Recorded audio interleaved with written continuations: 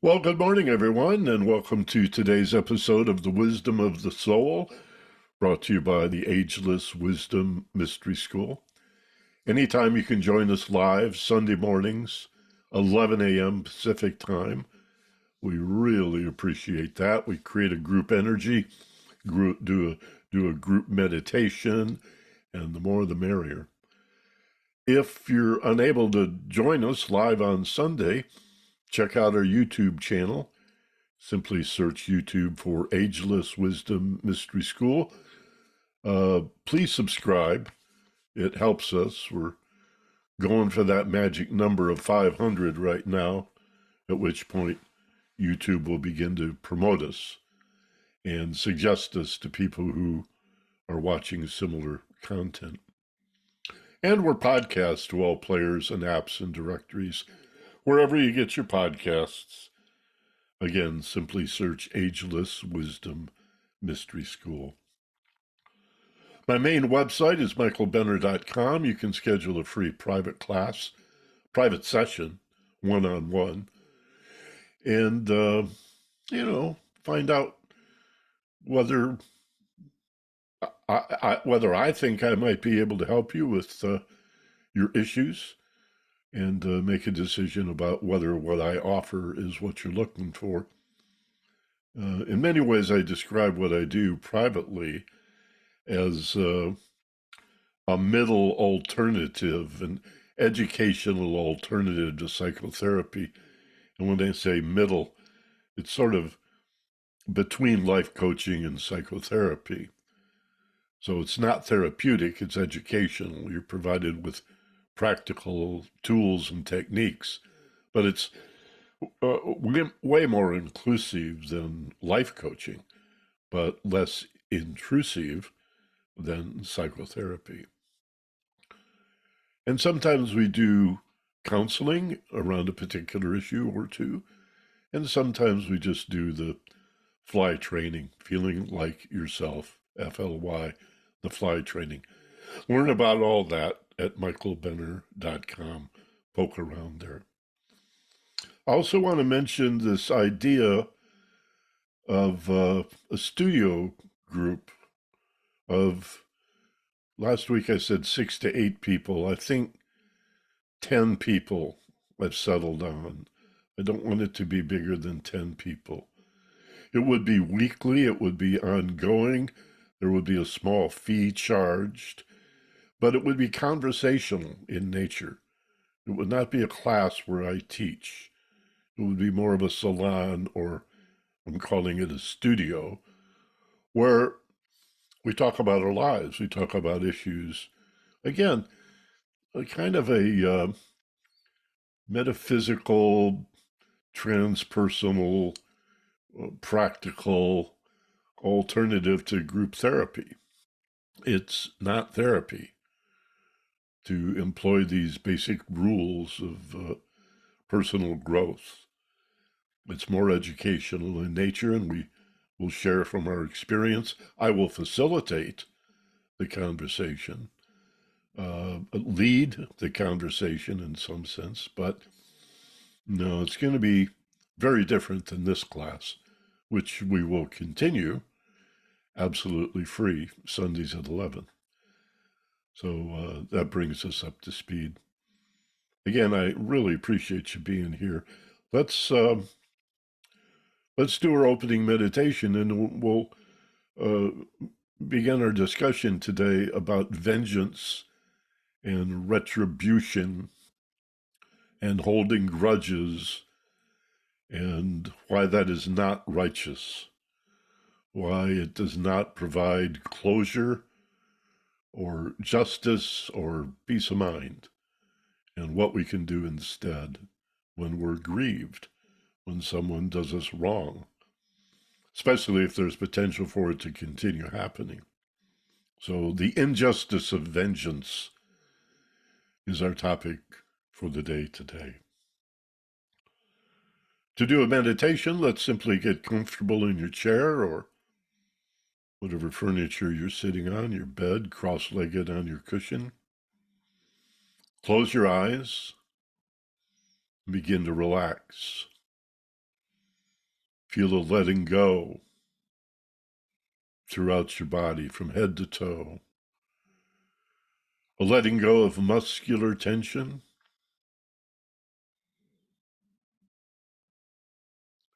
A letting go of worries. A letting go of the sense that you have to continually manage your life.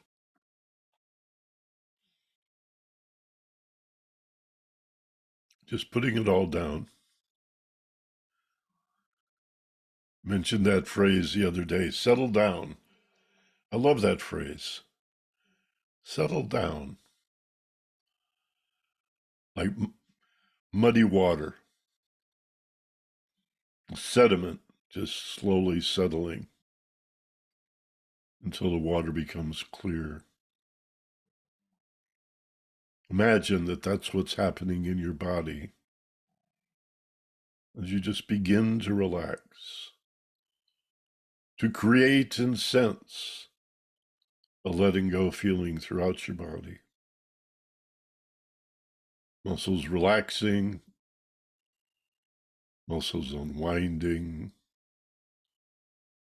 Feel the letting go.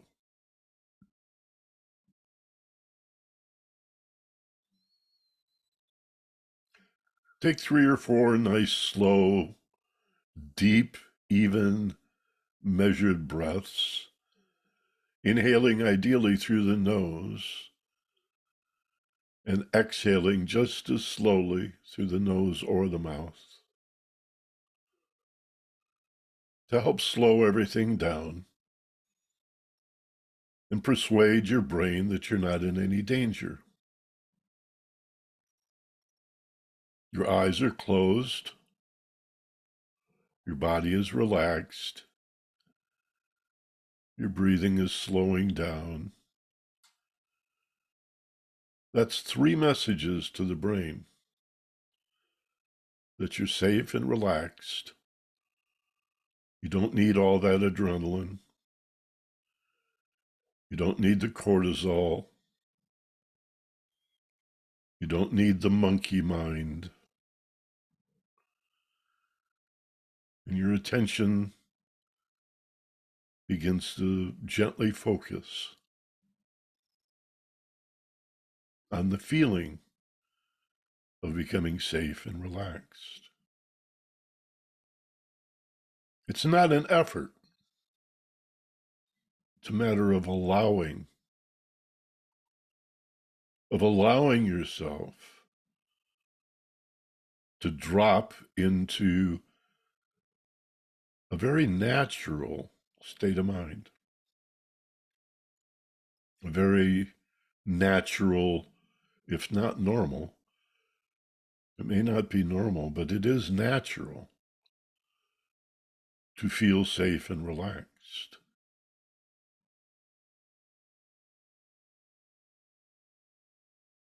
Feel that letting go. Pulling in strength and power as you inhale, and let the letting go feeling come upon you as you release through exhalation that air. And then gently lift your awareness to the bottom of your nose. You choose the point.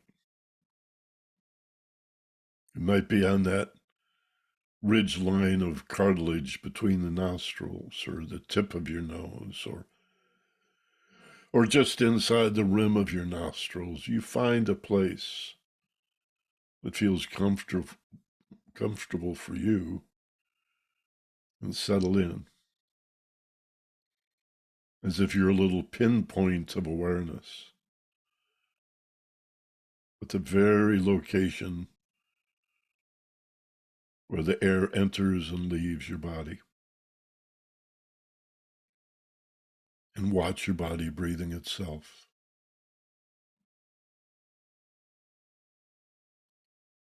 But you don't make an effort out of this. It's not a chore. It's not a duty or a responsibility. It's a freedom. And why would we be interested in such a thing?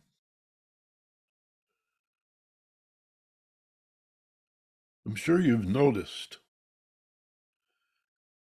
now, if not previously, a natural resistance in the mind to simply watching your body breathe. Perhaps you can recall times that you were alone with your thoughts and your feelings, and it felt really uncomfortable. Ask yourself, what's the nature of my resistance to sitting quietly, watching my body breathe itself, and enduring the persistent thoughts and feelings that flow through my awareness? Notice these are not deliberate thoughts or feelings, and they cannot be suppressed. You cannot force yourself to stop thinking or to stop feeling. In fact, the harder you try, the more you think and feel. Because that's what the brain does. That's what the mind does. Even when you're asleep, as evidenced by the dreams you occasionally remember. It's always thinking. That's what it does. And sometimes we can apply those thoughts to a deliberate task. These are called task-related thoughts, TRT. When we read, when we write, when we make a list or a choice, a decision, when we ponder, when we contemplate, anytime we are deliberate in our thinking, these are TRTs, task-related thoughts. You put your mind in gear and eased out the clutch. You have a purpose and a reason for thinking.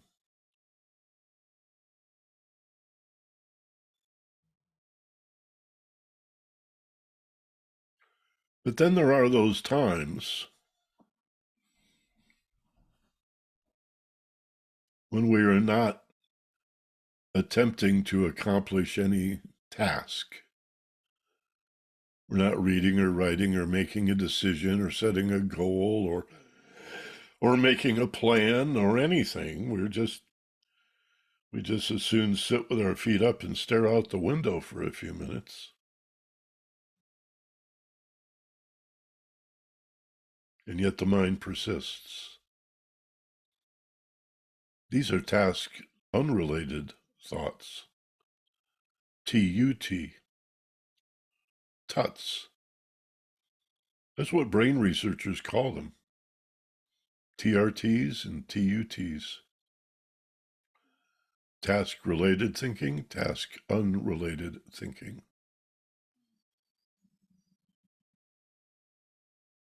And the task-unrelated thoughts are often quite frenetic. And you know the term, no doubt, monkey mind. Or like a grasshopper, your thoughts jumping from here to there and then over here and jumping all over the place. And the more stressed and the more stimulated we are, the more frenetic these voices, the louder they are, the more demanding they are of our attention, the more they persist chaotically. And we feel like a victim of these intrusive and usually negative, sometimes even self-critical and self-deprecating, task-unrelated thoughts. And we call that thinking, but it's not. They are thoughts, but they are spontaneous and intrusive. And you don't have to believe them.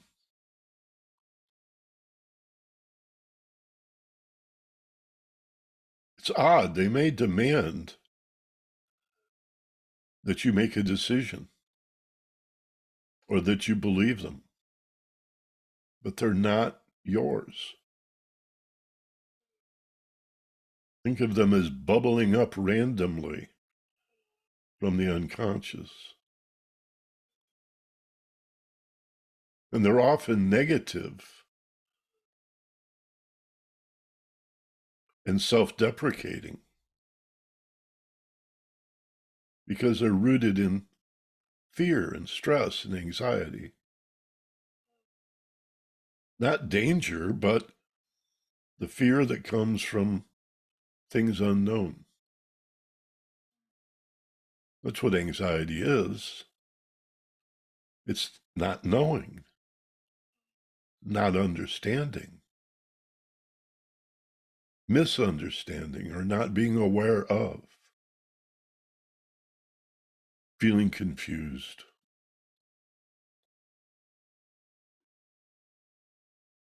Feeling confused generates confusion, which creates a cycle, don't you see? A vicious cycle. Of feeling confused, creating mental confusion, which promotes more emotional confusion and anxiety and stress, which generate more confusing thoughts. And we identify with that. And you don't have to. In fact, it's better if you don't. The secret is to identify as the awareness of this vicious cycle. We'll take a moment to do that. For just a minute or two, until you hear my voice again.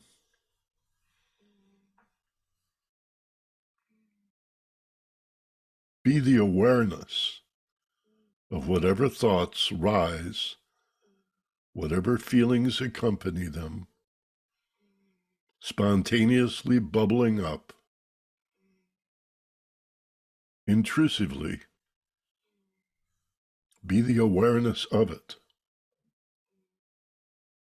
Don't judge it.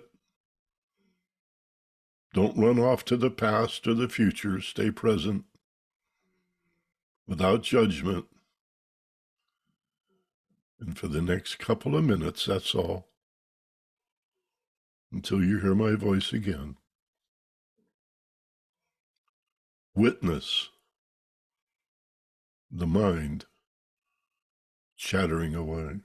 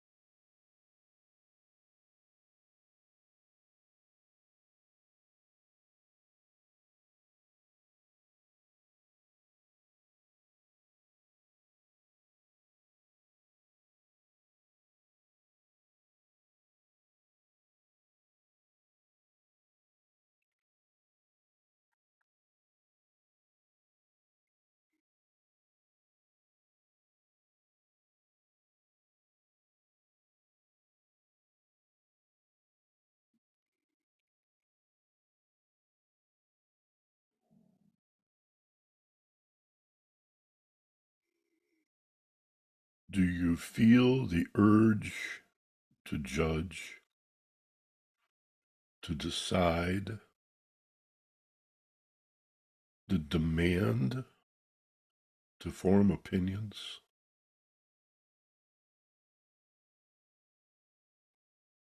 To participate, even against your will?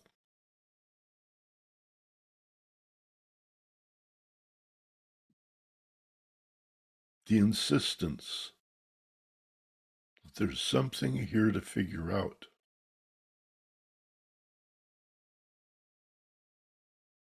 The assumption that there is some problem that needs solving. What if none of that is true?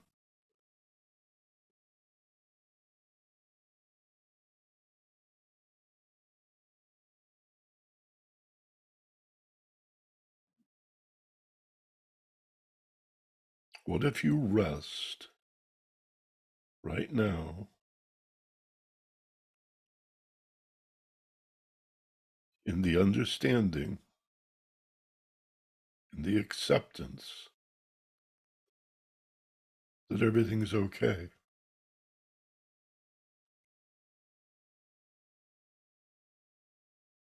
Yeah, I'll concede that some things need your attention, but not right now.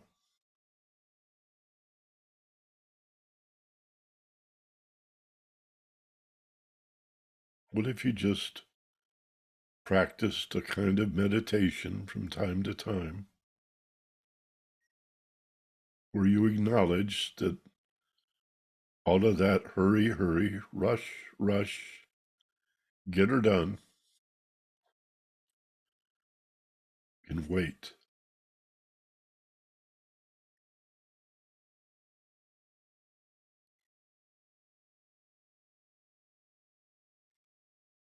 While you take 15 minutes once a day, less than 1% of your day,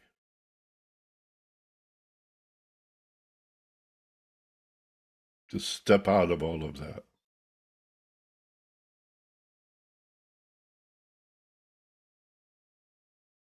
and accept that you need not micromanage your life.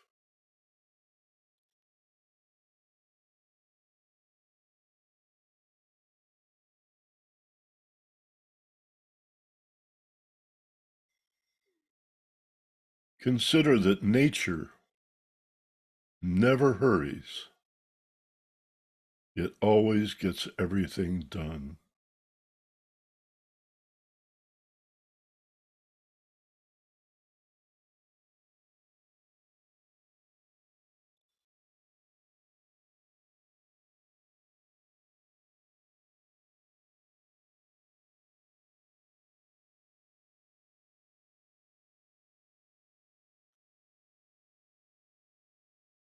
Have we removed ourselves from nature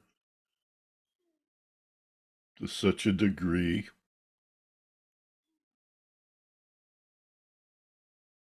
that we're a victim of our belief that there's always something that needs to be done, something that needs fixing? It demands your attention.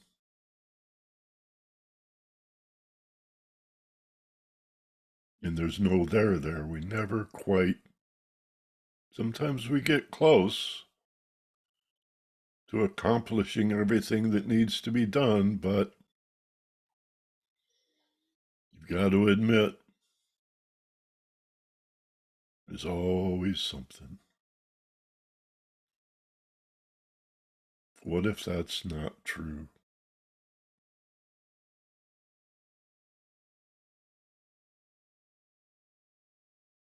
Yes, obviously,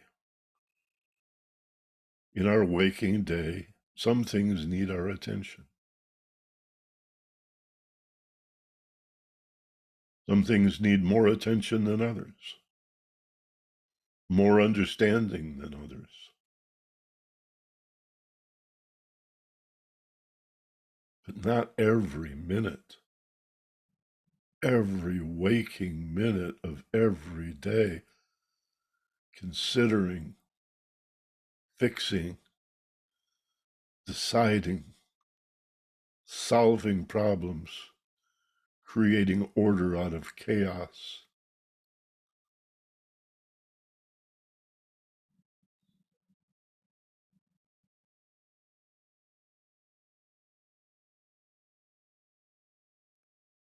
Find the time, create the time to explore what happens when you spend 15 minutes at an appropriate time each day, just simply sitting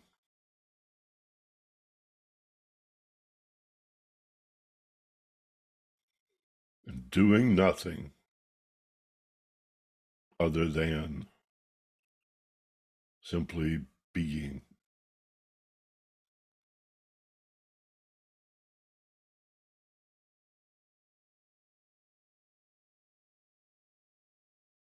And realize everything's okay without the frenzy.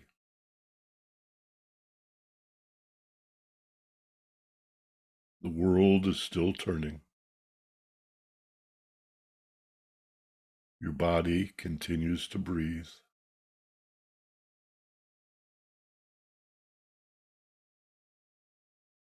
Life goes on within you, but also without you.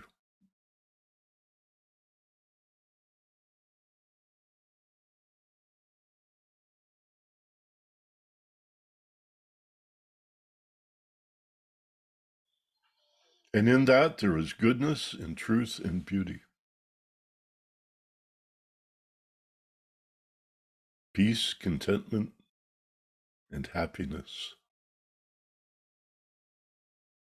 Happiness for no reason, joy.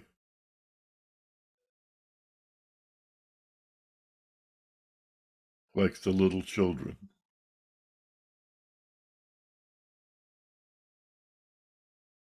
Who from time to time want what they want and have their little temper tantrums and learn to say no, but much of their lives, they're happy for no reason.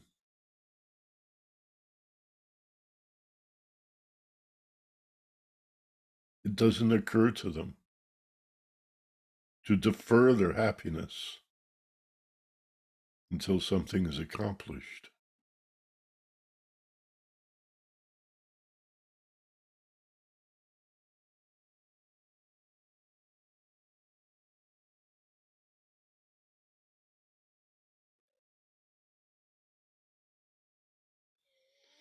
And then go back to simply watching your body breathe itself and consider the magnificent gift of life to be here now with no need to judge, nothing to accomplish, nothing to attain, accepting the beauty, the reality of the present moment. It's okay, isn't it?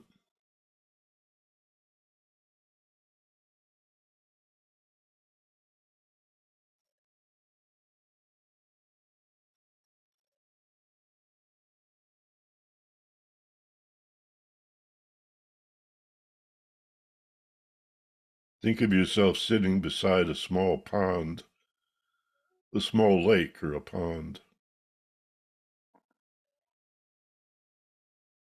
on the shoreline or on a dock or in a little boat, And the surface of that water is as smooth as glass.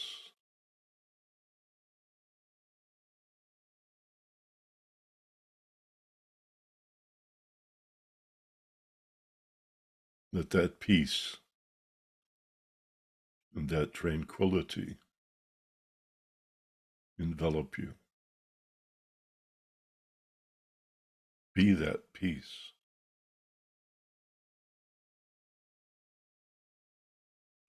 Be that grace and elegance.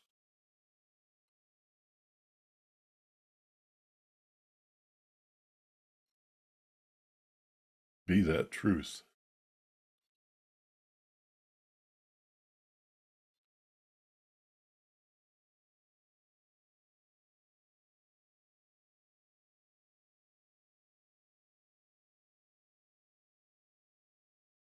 Realize how much we miss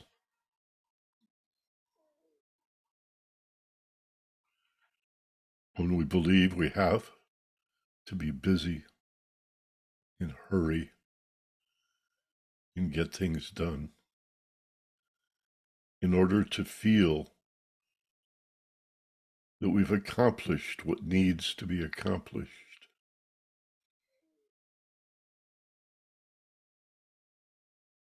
Perhaps the only thing we need to accomplish is to be aware that there's nothing to accomplish besides awareness itself.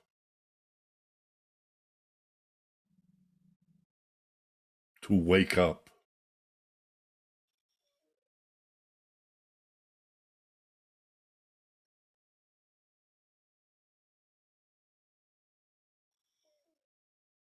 And see things as they really are, clearly and deeply, just exactly as they are, truly.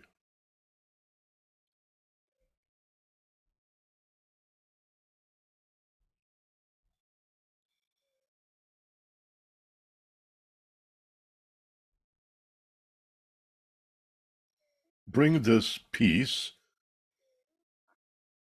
and in case you haven't noticed, your connection to all things, that wholeness,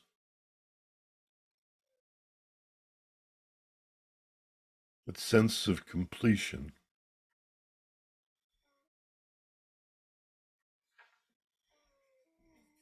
with you, gently, effortlessly, back to the wide awake state. By first forming the intention to return. Secondly, remembering the class, the room in which you sit, where you are, that it's a Sunday. A gentle rising up toward the waking state. And 3, open your eyes, wide awake. Back in the room, wide awake, eyes open, feeling better than before, rested, relaxed, and at peace. Good. Check your mics. I hear an open microphone there. Okay, gang, let's talk about today's topic.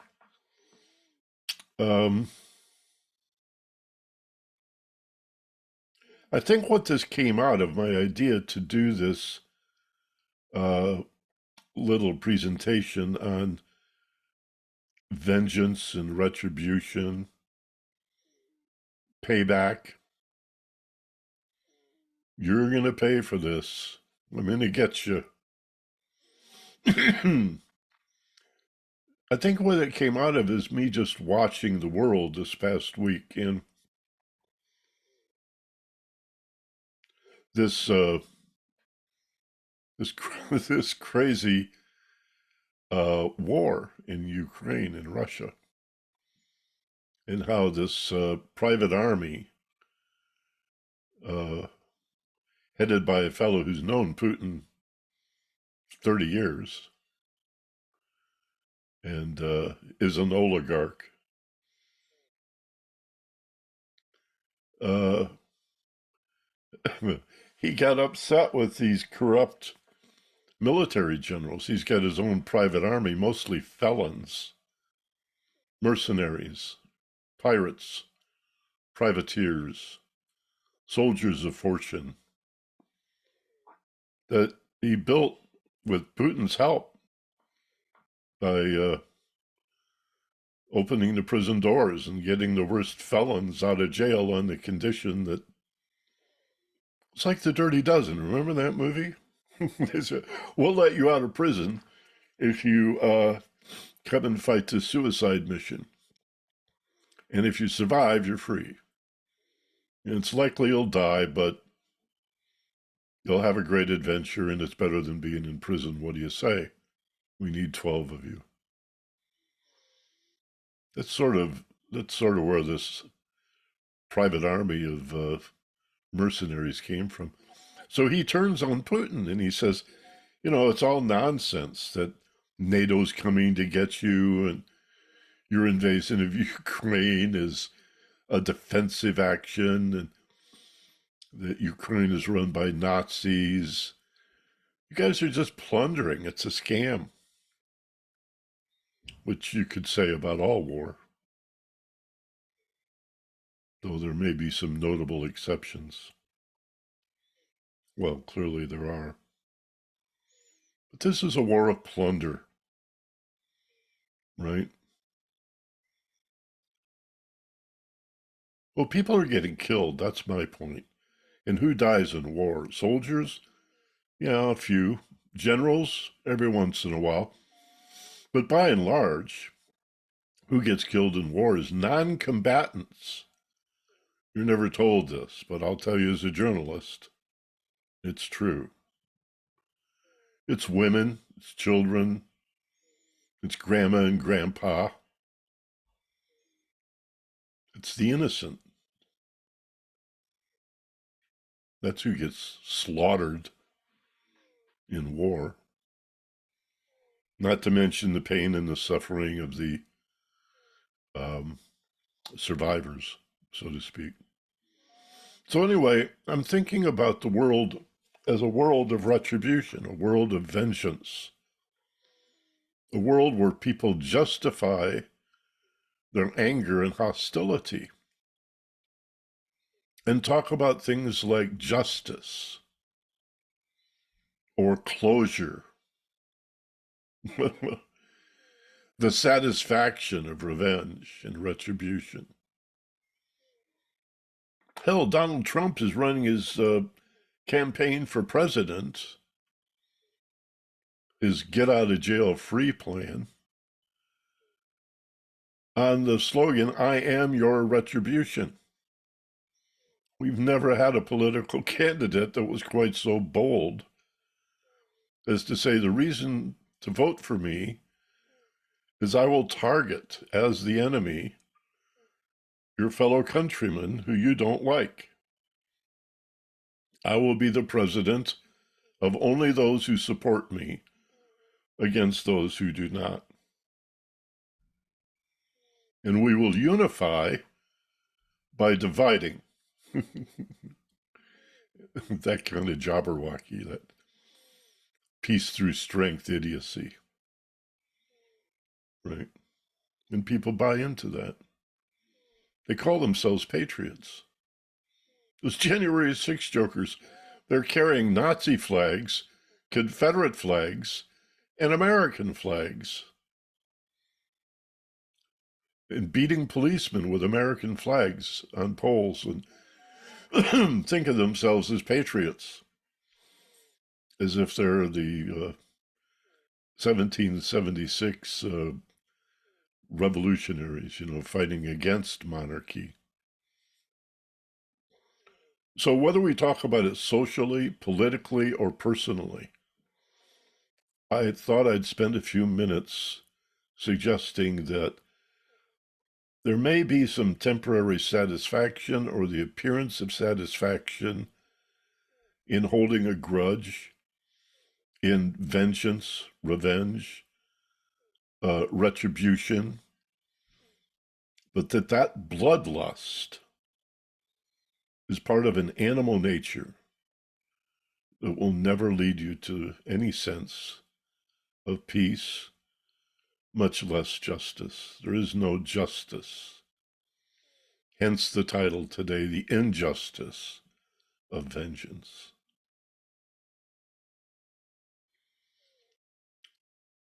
There is sociological and psychological research that essentially proves, reveals, demonstrates that not only do people not get a sense of closure or satisfaction from their righteous indignation at seeking retribution, even if they get it, but that in fact it exacerbates and compounds their pain and suffering. Not only does vengeance not work, it makes things worse. It's exactly the worst thing to do. And in the newsletter, I mentioned even, men will deny beating their wives. There's a lot of people that will not deny beating their children. Oh, it's wrong to beat your wife, but not your kids. The little, small, weak, defenseless, spare the rod, spoil the child. That's barbaric. It's medieval. And there's stacks and stacks and stacks of literature that show that. And all you're doing is raising individuals who then act that out later in life. Then they turn around and become the child abuser. Because it's imprinted upon them. They live in that kind of a world and may even justify it. You ever heard somebody said, well, of course I spanked my kids. I was spanked when I was a child and it didn't hurt me. Well, yeah, it did hurt you. It damaged you seriously because, look, you're beating your children. What kind of crazy logic is that? Isn't that vengeance? Isn't that revenge? If you spank your children, doesn't that prove that you don't know any other way to train, to teach, to model, to rehabilitate? Or if a friend or a family member or a lover betrays you, abandons you, turns on you,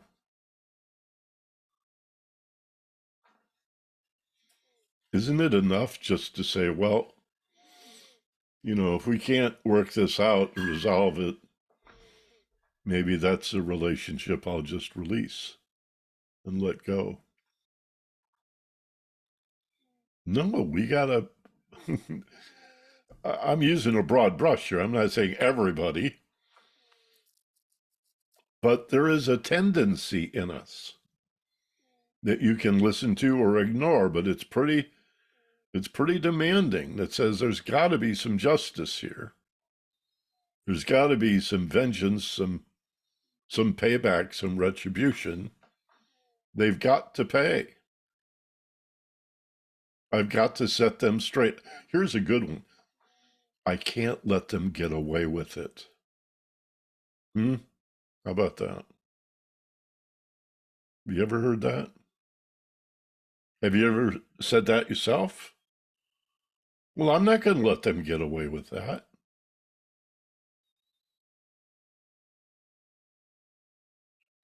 I feel that. I have a caged animal in me. Every one of us does. We're in animal bodies that rises up and wants vengeance, a form of justice, to hurt them the way we've been hurt. But the problem is, we then are taking absolutely no responsibility for the hurt. We're playing victim.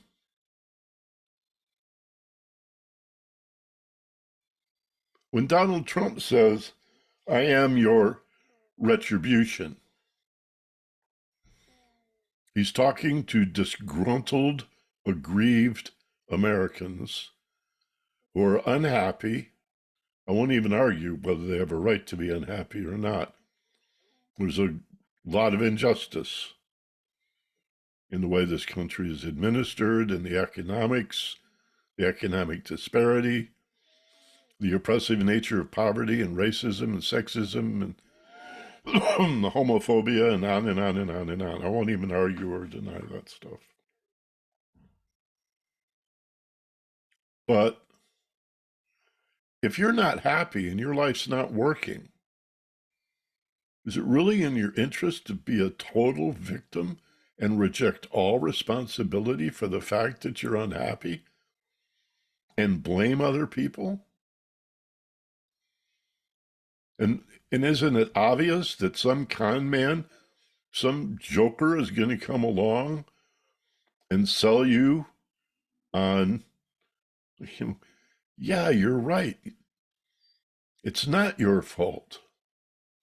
It's these other politicians. It's these people of color. It's these immigrants. It's these whomever. The billionaire part doesn't come up. It's these billionaires, so we don't hear that. So we are victims to some degree of a life done to us. But the degree to which we're a victim of a life done to us is, what's the word I'm looking for? It shrinks, it's diminished, it's a drop compared to the tsunami of responsibility we have for creating it.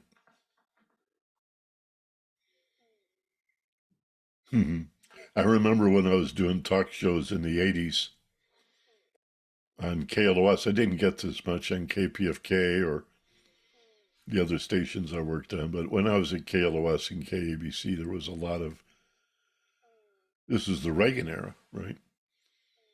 So it was similar to the Trump era, except not as extreme, not as outrageous. And I was getting calls from people who were saying, I can't get a job, I can't get work. Our jobs are being taken by these immigrants.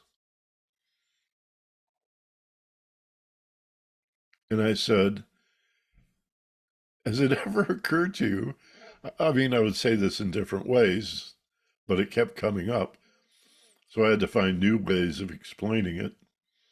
Has it ever occurred to you that if you're competing with unskilled labor, that maybe you could get a skill or a trade or a career? Maybe you could apprentice with someone. Maybe you could go to trade school. Maybe you could go to college. Hell, maybe you could make a decision about what you love to do and then go do it. I had a client just this week. How old are you? 32 years old. What do you do for a living? Turned out it was a bunch of odd jobs. What do you love to do? Didn't really know. Do you have any sense of career? Well, no. I don't know how to do that.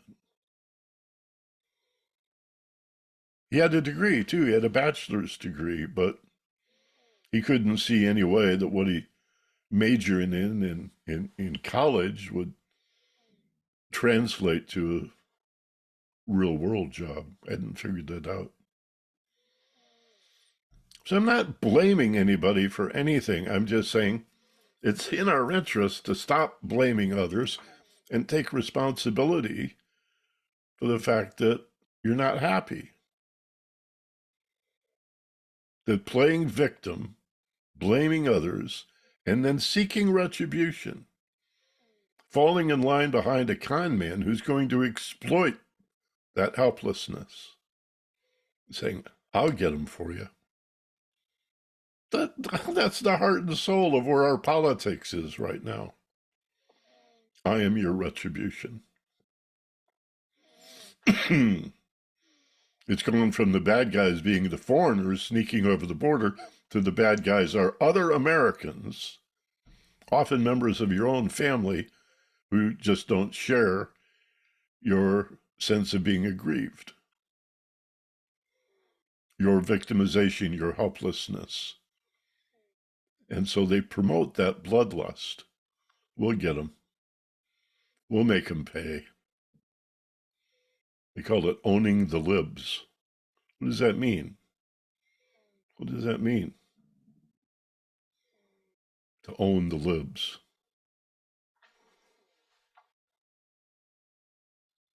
I saw a survey on some TV news program.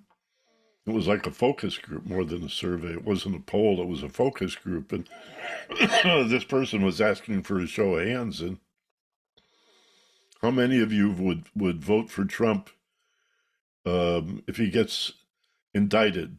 Well, he's already been indicted. How many of you would still vote for Trump if he went to jail? Bunch of hands go up. How many of you would support Trump more if he went to jail? Bunch of hands went up. It's like the worse he does, the more they love him. The more of a criminal, the more they love him. I am your retribution. Yeah, and you know, it can be exciting. I really like Quentin Tarantino movies. I need to be in the right mood, but my God, they're maybe I should be embarrassed to admit it, but there's a part of me that relishes his preoccupation, his obsession with revenge. That's the secret of Tarantino's films. They're all about revenge and vengeance and retribution. Django, especially. My God, Django is just like. And you say, well, that's righteous indignation. He has a. Well, come on. He's just killing everybody. But there's a part of us that really loves that. There's a part of us that gets really excited and buys into the idea that there is some sense of justice in this. I'm just going to argue that that's not our job. Not only the Christian Bible, but all religious doctrines suggest it's better not to judge. You're not the judge. You're not the jury. Even if it's personal. Judge yourself. Work on yourself. The secret to letting go little by little of the bloodlust that leads to revenge and holding on to grudges and retribution, and I'm not going to let him get away with that. Make a fool out of me, is to work on yourself. To practice forgiveness and mercy requires compassion.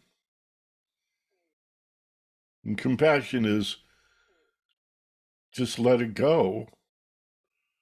Plus, there's really more to it than forgiveness, which is just letting go, putting it down. It's compassion for their suffering. If somebody's trying to hurt you and they succeed, you can dwell on that hurt. Most of us will. and then want to hurt them to even the tables. But what if you put your attention on why did they try to hurt me in the first place? And instead of me falling into the trap of payback in kind, what if I just put my attention on the suffering that they must feel to have to try to hurt me in the first place? And then recognize that tendency in yourself, which you might release it and redeem yourself. See, bring it home to what you can control, which is yourself. Forgiveness is a gift to yourself. Doesn't feel like it right off the bat. You know, I'm going to let them get away with it because it's a gift to myself. What does that mean? Buddha supposedly said a couple of things along these lines. Anger and vengeance, he said, was like drinking poison and expecting the other to die. You see?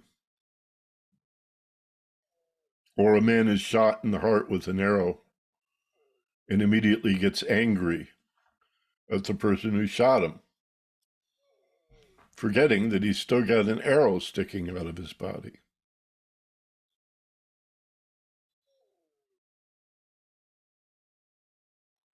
And my wife brought me a phrase once from, Doreen found this phrase, and it was either Sir Walter Raleigh or Francis Bacon, about the dog that bites the rock that hit it. The dog blames the rock.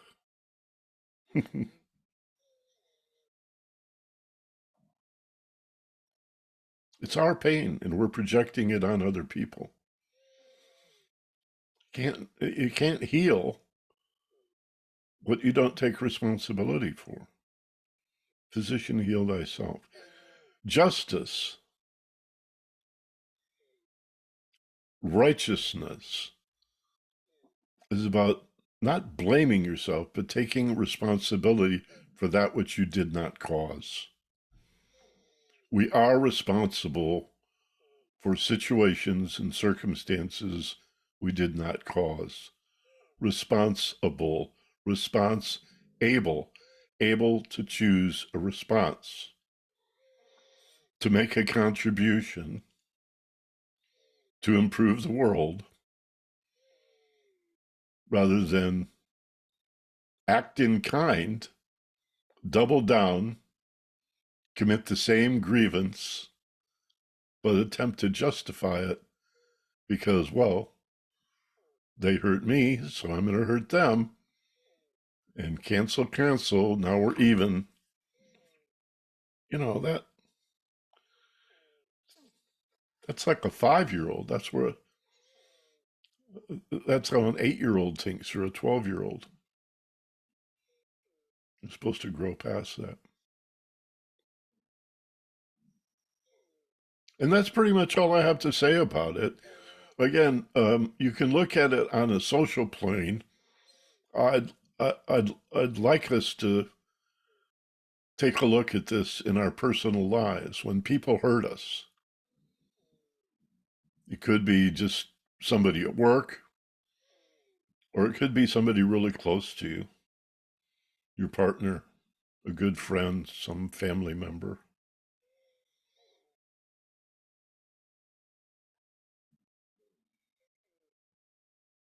Instead of going after them, holding a grudge, making them pay, demanding an apology, that's another one.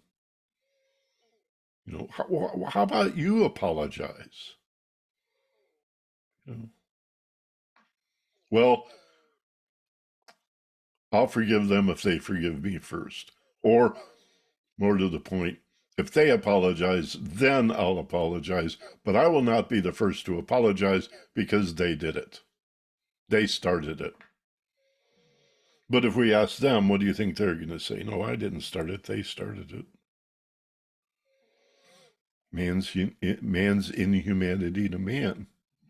Because we just don't see the extent to which we project our pain and suffering on other people and hold them responsible, because it's just too terrifying to take responsibility for your life. And the pickle that I'm in, the mess that I'm in, is one that I've made. Especially like those people who say, look at all these bad things that happened to me. Why would God do this to me? Or why would God allow this to happen? Well, maybe God has nothing to do with it. You know, maybe there's something here for us to learn about ourselves, fix ourselves, redeem ourselves.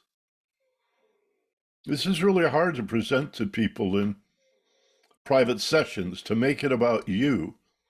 I can't tell you how many people they get this deer in the headlights look. Their jaw drops when I say, this feeling wasn't done to you. It's not your husband or your wife that are doing this to you.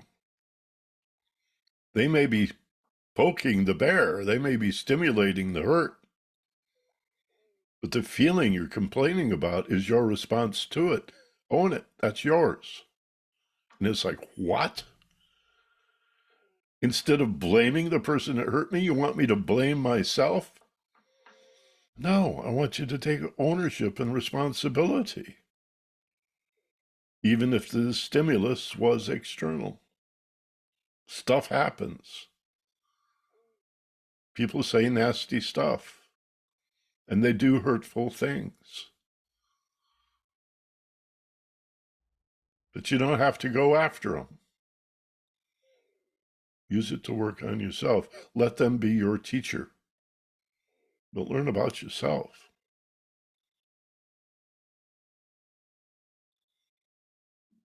So let's open it up to Q&A.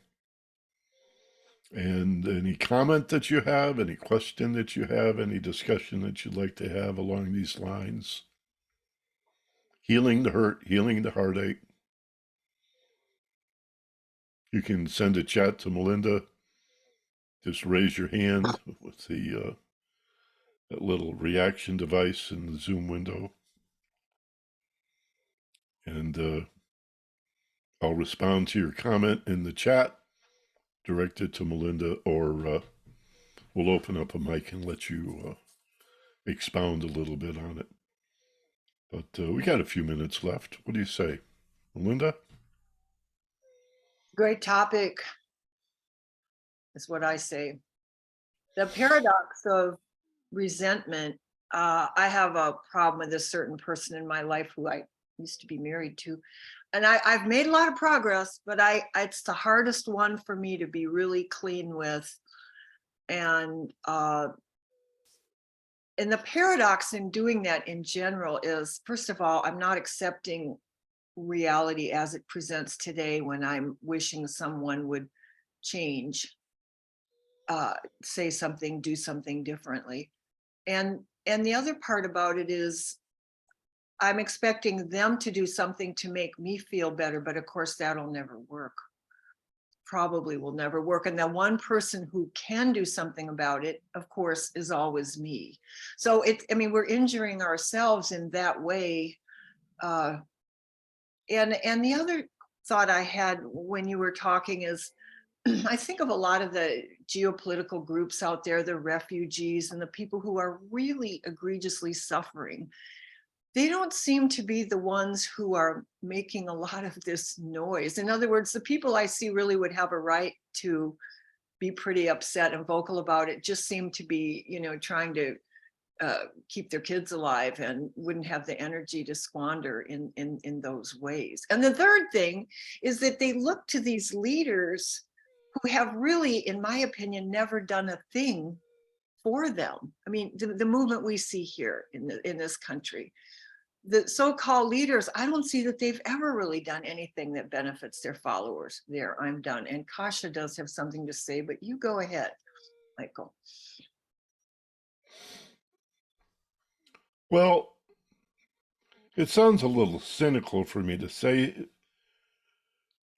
because, you know, our tendency is to think in terms of all or nothing.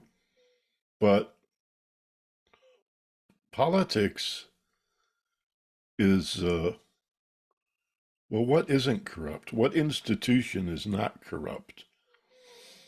Uh, Politics is an easy one, but, you know, sporting events are corrupt, churches are corrupt, media is corrupt. Um, there's corruption everywhere, and there always has been. The whole idea of developing consciousness, or the human potential movement, or personal growth, or self-actualization, or whatever we want to call it, is to find the corruption in us and redeem ourselves, not the world. So when you see it in the world, see it, the world as a mirror of the part of you that, number one, recognized it so clearly. How would you know? And then the courage to say, well, if I could fix that in me, as you said at the beginning of your comment, I'm the one I can control, not the world. But this takes a lot of courage to say, I see myself in the way others are damaged, and I share that damage, but instead of change them and fix them so I benefit, or the world benefits, I'm going to grow me in that way so that the world benefits. Yeah, if Kasha has something, let's go to Kasha. Yes, and then Patrick has something as well. Just wanted to let you know there's a line for me. Good. Kasha, go ahead. You got to unmute. Hi, Michael. Hi, Melinda. Hi, everyone. Hi, Kasha. Oh, actually, hi, Michael. The way I phrased the question to Melinda was, what if the person who is refusing to release that grudge is someone that you care deeply about, someone who's, you know, you love ever since he or she was born into the family? And what if that grudge that he is holding is also directed at a common mother who is old, and all she needs is just to be able to talk to, you know, her son every now and then. So that grudge that, you know, you don't understand me, you don't understand what I'm telling you about all the conspiracies, all these, you know, political polarization, and I mean, this is what makes it difficult to come to terms with it. The only option that I have come to, or is just to accept and pull back, because the person's completely resistant to even a simple conversation. So it's this instance of holding a grudge that you know is carrying out by another person, but you can't just, you know, walk away that easily, or disconnect. Even if you you know, respect the distance, you can't help thinking about it on a daily basis. And you know, I in my case, I write multiple drafts of how am I going to present, you know, to my brother this, you know, this attitude that you can believe whatever you want to believe, you're under your own pressure on your own life, with your own life, but um, but keep this separate. Don't, I mean, there's this holding of the grudge is just exactly what you're saying, and what the quote that Doreen had sent you. Uh, it is hurting you, and I'm at a distance, and I'm observing how, it's like, chipping into his own soul, and breaking off, parts of it. Um, and in the last year and a half, I've sat next to two widows whose husbands, both, in their 50s, late 50s, early 60s, successful, took their own lives and left children and grandchildren. So it's really painful to watch somebody driving towards the cliff and just refusing to even stop and reconsider. All So right, let me respond. This is, if you don't mind a little aside, exactly the kind of material that caused me to consider forming this studio group that I mentioned at the top of the class today. Saturdays at 11, and we'll begin when I get 10 people signed up. And Kasha, if you or anybody else listening is ready to do that, just send me an email to awmysteryschool@gmail.com. awmysteryschool@gmail.com.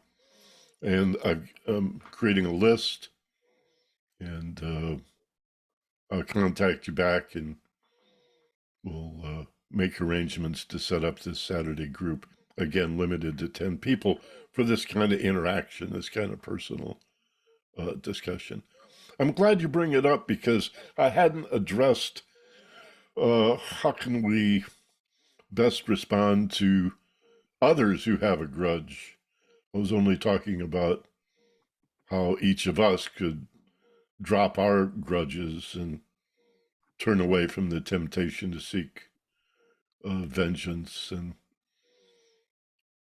again, I think all you can do is have compassion. It's very difficult to accept that you have, very difficult to accept the limits of your power, that you have little or no control or influence over this person, because the pain is ubiquitous. You could say he's causing your pain, or your pain is a response to seeing him in pain. But you can only do what you're able to do, and you obviously are familiar with what you're not able to do.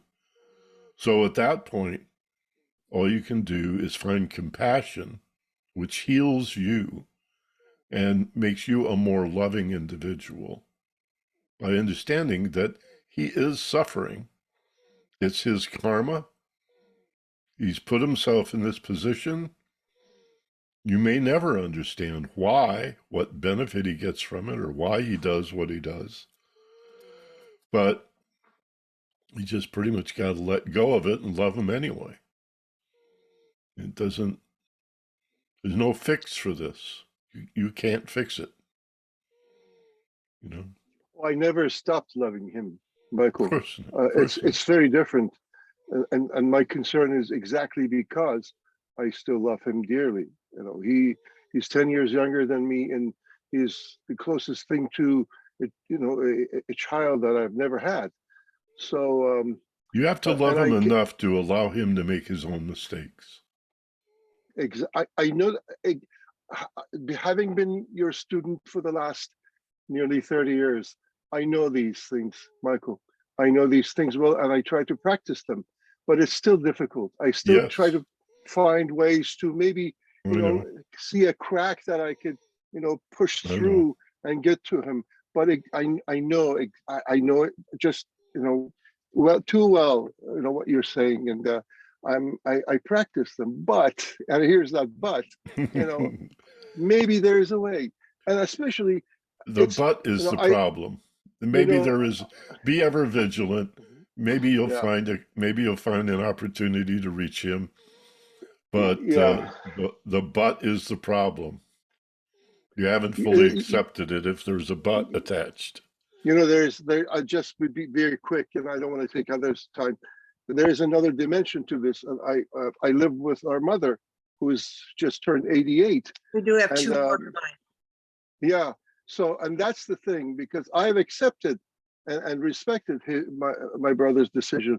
But when I see my mother, who is unable to see things the way that you're telling me, and I've arrived at, that's what pains me even more. There's another layer to that.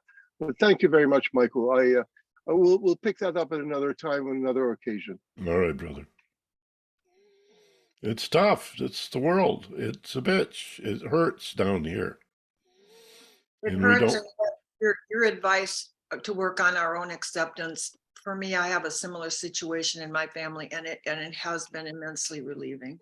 yeah, good. Oh, Your good. advice is perfect. It's not easy, but it's perfect. And Patrick has something to say, and then Jack.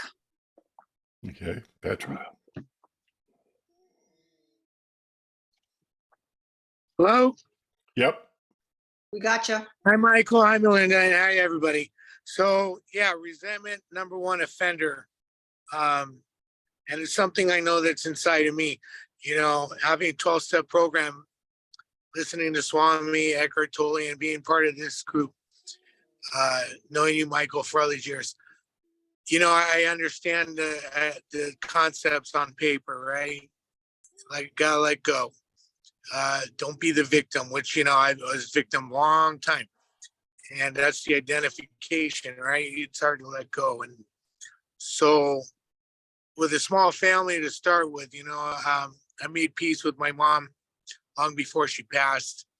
And then all the way up until she passed over 10 years ago. So I thank God for that, because I don't want to think about that every day like I have resentment now. And so my other brother, my half brother with my mom, we grew up together, and I finally concluded that being a half brother with different dad, it was just a tumultuous upbringing with him by him growing up, because I always looked at that from my side, right? So I recognized the pain in him, and always trying to break through the crack. Krasha, you're saying, trying to find the crack. Let's get past this and have a relationship that I always wanted. And the last thing I told him was he had so much hate in his heart. And he died the other day.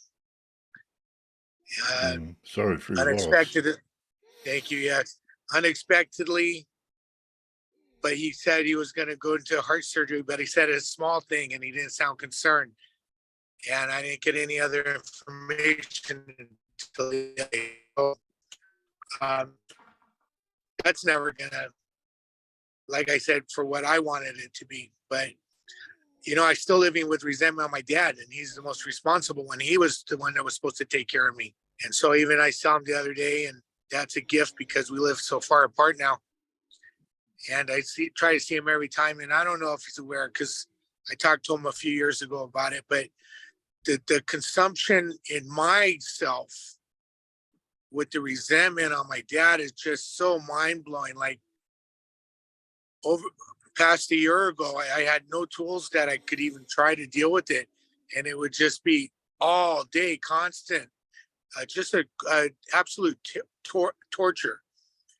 And Well, let me ask you this, Patrick.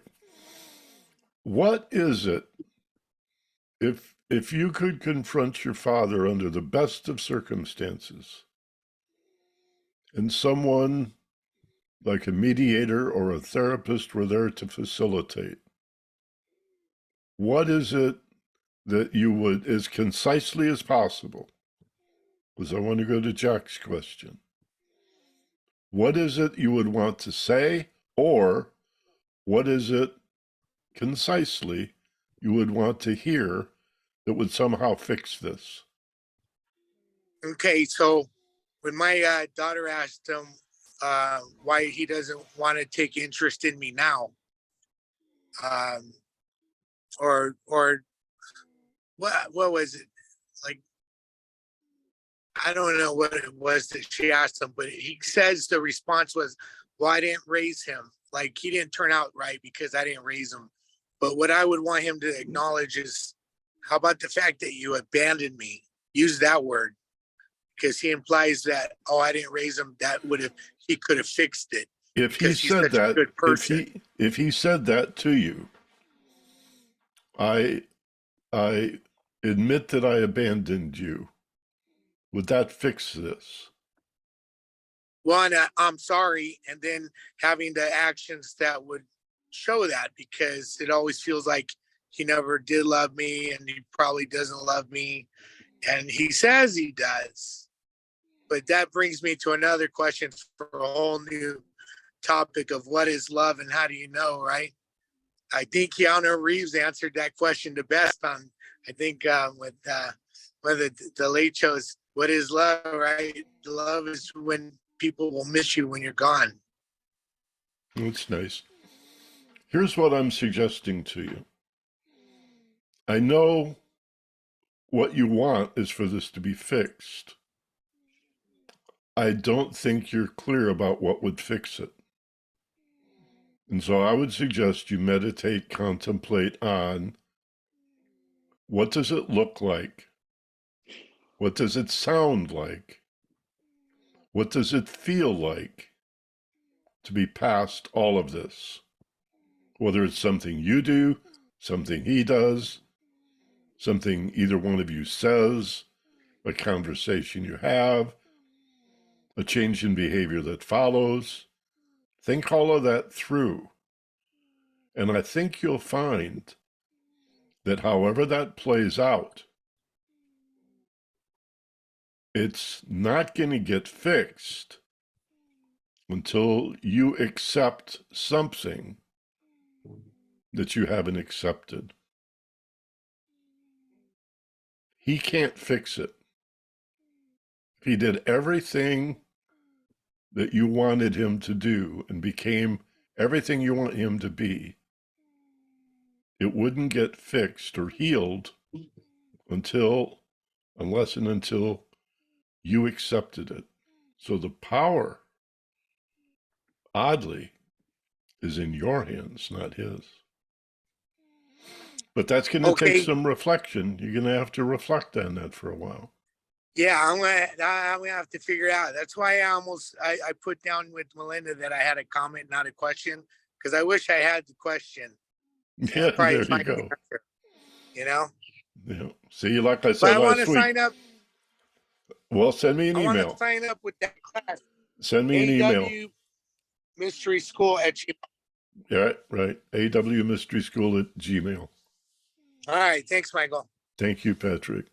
And Jack has a comment. I just wanted to put one thing out there. I have personal experience with Michael's private sessions, and they've been amazingly helpful. And I would urge people not to hesitate to, if you have at least inclination. He has the time to dig into these very deep, painful, often family issues. And he's just, sorry, Michael, he's just amazingly insightful on this. There, I said it.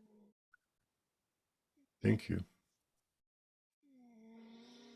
Everything I know, I got from my own torment. This stuff doesn't come from books or teachers. It's we gotta dig deep into our own torment, and everybody's got it. Nobody escapes. Nobody gets out of here alive, so to speak. Jack. Yes, Michael, I really wanted to thank you for the meditation today. I mean, I'm almost always have something somewhat profound from your meditations, but today was special because I think I understand a real sort of deep, old, basic problem in my life. You can't go into everything here, of course, but my dad told me a number of times that until I was about 3.5, I was the happiest baby he had ever seen. Of course, you know, I didn't have the wherewithal to ask him, well, what do you think happened? Yeah. But I do know that I have never really enjoyed being alive that much. I never really understood what people meant by that they were glad to be alive, because I really didn't much of the time. And what I realized today in the meditation was when you were talking about your natural sense of joy that's just there. And I kind of went back and remembered having that, but I was a baby. I was very young. And I saw what happened. And what happened was basically that my parents were very unhappy people, and in particular my mother. And I let go of my own sense of happiness and kind of joined her in her unhappiness. And I lost touch. I mean, yeah, of course, it's still there, and it would come back, occasionally, but not as a foundation that I could stand on. And today in the meditation, I realized, wait a minute, that's really there. It's fundamental. This is not something rarely achieved. And I mean, that just answered, I think, a huge question. And now it's, of course, meditating and, being with that. But that's huge. I mean, and I'm so grateful. Wow, that's wonderful. That's a very powerful use of that word fundamental. It's the ultimate reality. It's when we spend our whole lives trying to become happy. When we are happy, it's just buried under all this crap, that's an inevitable result of living in the world. Yeah. So we need to rediscover that. Christ said, become like little children. There you go. Thanks. Thank you, Jack. Okay, Mindy, I'm going to wrap it up. We all good? Anything outstanding? There is not. Thank you. Okay, everybody, thank you for being here today. Again, an email, simple, just put me on your list, Michael, for the Saturday studio class. Again, the quality of these issues that Kasia, Patrick, Jack are bringing up as questions or comments, this is what we'll talk about, not just me and you, but the point of the studio class, which will be Saturdays at 11, limited to 10 people, is you talk to each other. And I'll be over here on the side with a little cattle prod, to keep things interesting. But it's going to be you guys exchanging with each other and sharing our experiences, because we're all going through pretty much the same stuff in a lot of different ways. So with that. What is the price? Oh, it's $25. $25 a week. It's very affordable as compared to the private work that I do. And of course, this class is free. So you'll have sort of a tier: free, $25 a week, or $145 an hour. Okay, thank you. Namaste, aloha, salam. Unmute and say so long, and thank you to your friends online so we can hear your voice, and we'll see you next week. Thank you, Have Michael. a great day, everyone. Thanks. Thank you, Michael. Thank everybody. you, honey. Thank you, Jack. Thanks. Thank you, Bye, Patrick. everybody. And everyone. So,